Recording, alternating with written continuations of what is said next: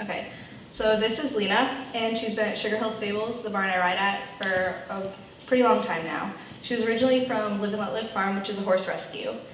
How we ended up with her is my trainer went to look at a different pony, and they begged her to take this one. She was running around and nobody could catch her, and she was kicking at people, so figuring she'd never actually get her in the trailer, she said that if she could, she'd take her home. So she went the next day, and sure enough, she got her in the trailer and ended up with this pony. So when Lena arrived, they knew she was beaten because she was very scared of human contact and people approaching her. And because of her nervousness, she needs a more advanced rider. She's definitely not a beginner pony, but she also needs a small rider because of her size.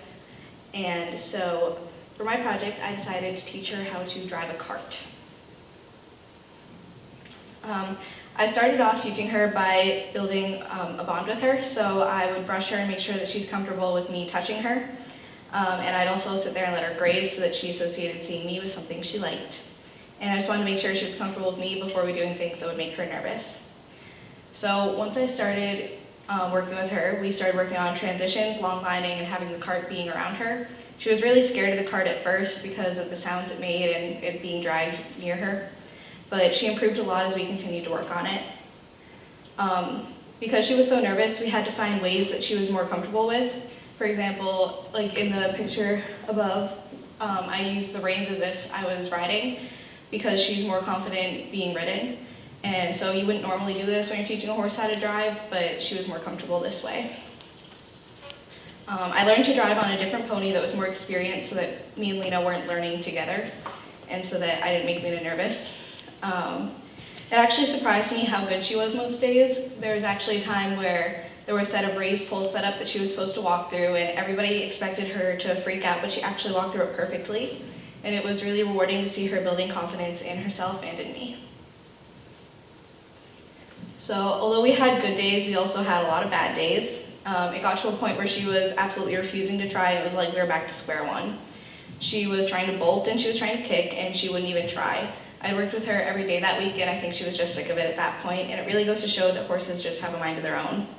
It also helped me understand why she has trouble trusting people.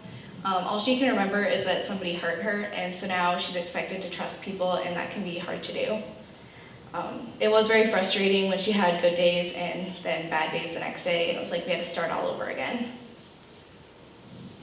So what I found in my research, I researched horse abuse, and I found that every year there are approximately 150,000 unwanted horses in the United States alone. Lena was one of these horses. Rescue facilities are almost all at or near capacity, and there's just not enough resources to sustain them. What I learned from working with Lena is that these horses aren't unhelpable. Lena's improved so much since I started working with her and since she came to Sugar Hill. She's not nearly as afraid of people, and she's learning so many new things. Horses at these rescues just need somebody to put the time and training into them. Rescue horses aren't for everyone, but with proper training and time, you can have an amazing partner, just like I found with Lena. My project isn't done yet, and I'm not sure if it'll ever be. You can't really put a time limit on an abused animal, and there's always going to be room for improvement. I'm going to continue to work with her throughout the year, and I can't wait to see how much she improves. She definitely pushed me out of my comfort zone because I've never worked with driving before, I've only ridden. So I had to learn a completely new skill and then apply it to her. She taught me many lessons, but I think the most important thing she taught me is patience. I'm the type of person that likes things to happen immediately, and I always want immediate results, but with her I had to work for everything. I had to continue to push her through her comfort zone as she pushed me out of mine. Overall, I'm thankful to have built such a great bond with her, and I can honestly say we became a team. I want to thank my trainer, Adrienne Berard, for teaching me everything and being my mentor. I want to thank my barn friends for dragging the cart around for many hours on end. And I want to thank my teacher, Ms. Alvin, for supporting me throughout my project.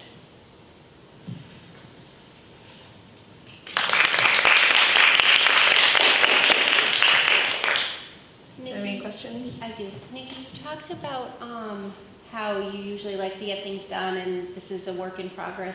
Can you talk a little bit more about how you've adjusted to that and how that's made you change, or maybe not change, but as a person?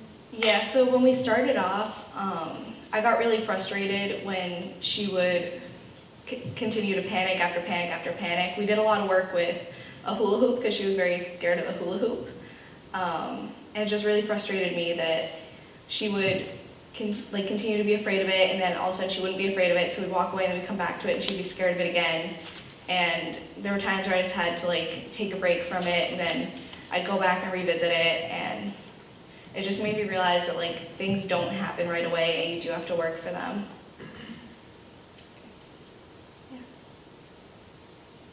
Great, thank you.